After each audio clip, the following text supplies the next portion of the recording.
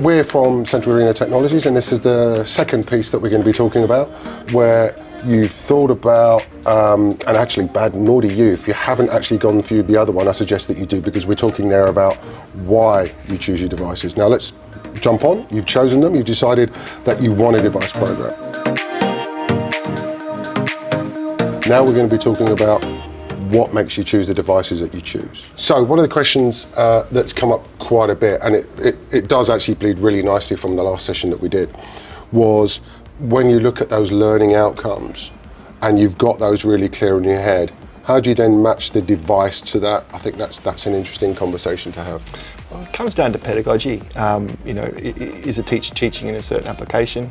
Does that application run on the devices that are being recommended by the school as either to be issued to the student or for the student to go out and purchase for themselves? If it's a media teacher wanting to use a high specification application that requires a lot of compute, then the device that the child brings to school needs to reflect that. So what's your thoughts around BOYD, bringing your own device?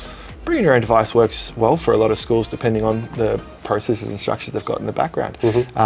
If the school needs to have minimum requirements, obviously, for that device and its use, to make sure that they meet pedagogical needs, the onus is on the owner of the device, being the student and the parent of that student, for its warranty and probably for its maintenance. Now, IT departments in schools, ours especially, will do best effort on any device that comes through their door to try and help the person out with any problems that they might have.